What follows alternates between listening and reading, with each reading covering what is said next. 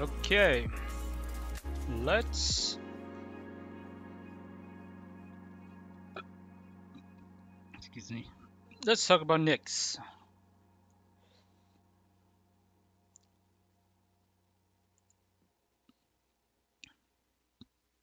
All right, so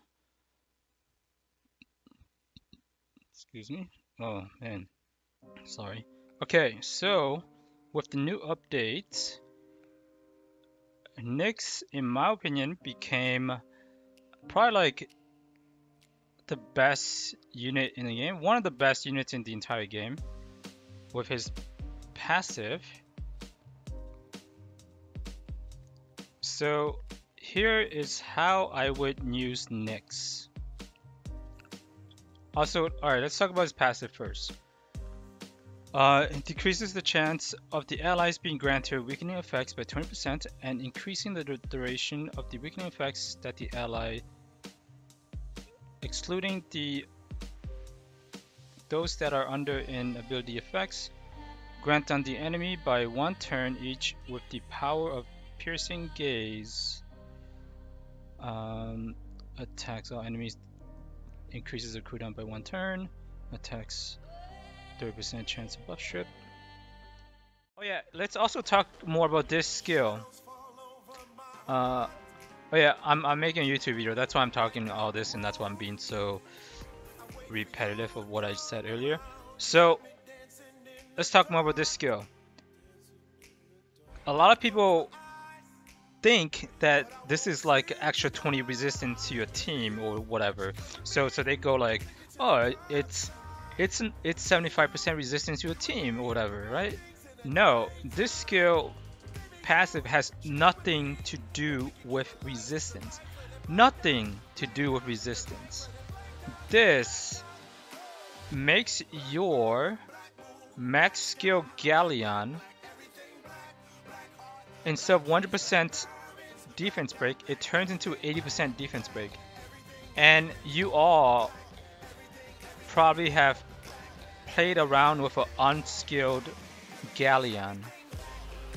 And oh man, it is almost unusable. You cannot use him in arena offense if he has no skill ups. Unless you want to lose and you want to update your phone because you're gonna break your current phone. Unless you want a new phone or you want to push yourself to get a new phone, then you would use an unskilled Galleon. But I don't exactly know yet if the 20% goes also to this too, the skill reset. I don't know yet, or if it also goes to the buff strip or things like that too. All that I know is it affects all the normal debuffs. Like, also I don't know if it affects the attack bar reductions also. So I know that it works with defense breaks, bombs, stuns, I think sleep, and almost everything else, but yeah, I don't know exactly about all the other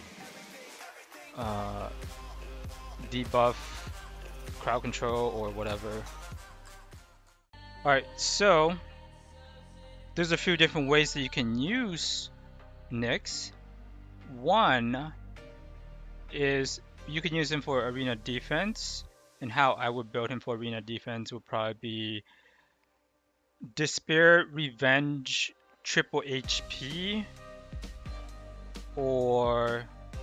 and you pair him up with units like Praha, or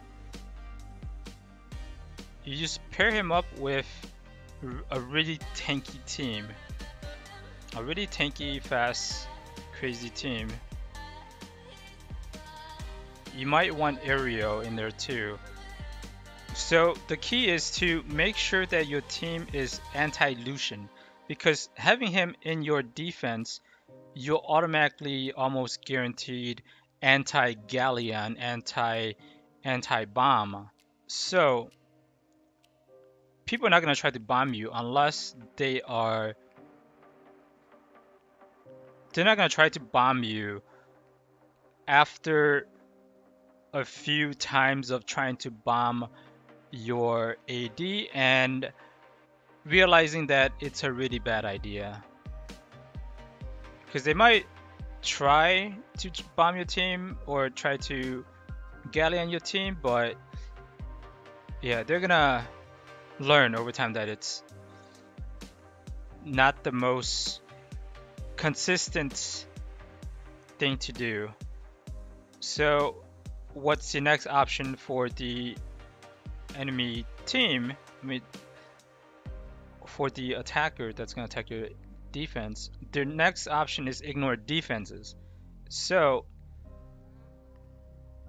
you're gonna have to build an AD that's anti-Lucian. So I would suggest Praha, double Despair, double Nemesis, Will, or even an Ariel, or even a Bella if you don't have those options. Or I mean, you probably have those options if you are end game, but if you're early game, I wouldn't even care about AD.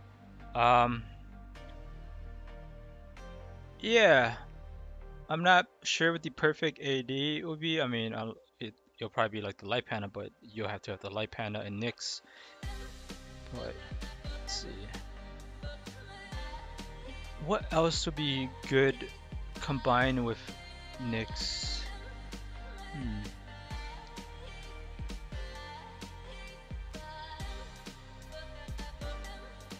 So I don't know if I would use P-Summon and Nyx together. Honestly, I think Nyx is better than P-Summon on arena defense. You put Bastat with Nyx on AD? What's the logic in that? Explain more.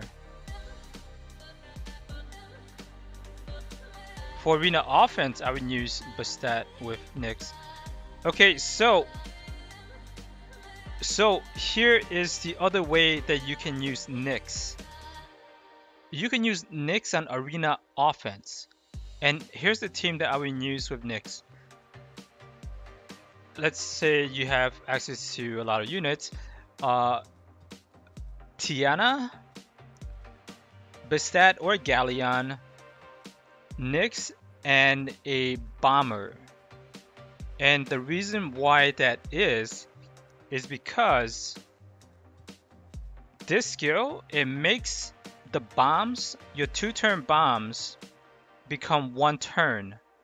So the rotation would be Tiana, Galleon, and then he goes and he resets them. So it'll be perfect for Pernas or P-Summons or for whatever. Dude, that's gonna be crazy. So for arena offense build, I would build him probably Rage, like speed, crit damage, and attack. Just so that in case your bomb doesn't kill them, you can, yeah, you can, or you could even go, yeah, Tiana, Nyx, and double bomb. That could work too. That could actually work better. Who knows? Yeah, this is one of the best units if you have one. And if you're end game and if you have him, you have a huge advantage over everybody else. This unit is just so broken. So that is my review on Nyx. Yeah, he is probably my most wanted unit out of every unit in the entire game.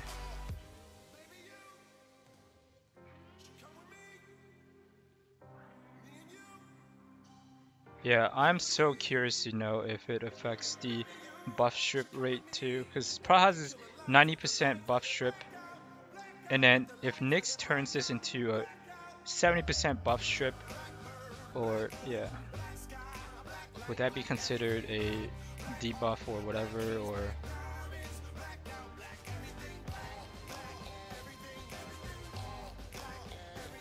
would that be considered weakening effects? It might not, I mean, yeah. So that's it for my review on Nyx. He could work on Violent too. You could build him as a Violent Bruiser. So HP, crit damage, HP. You could build him like this, like my Mimir. He's speed, crit damage, and HP, but he's really tanky with a lot of speed, defense, HP, not much resistance, but you could build him that way too. The ideal offset would be Revenge for the buff strip, I mean for the extra buff strip. So yeah, Despair could work really well too. Those are the main builds that I would build Nyx with. So yeah, thank you everybody for watching. That is my Nyx review.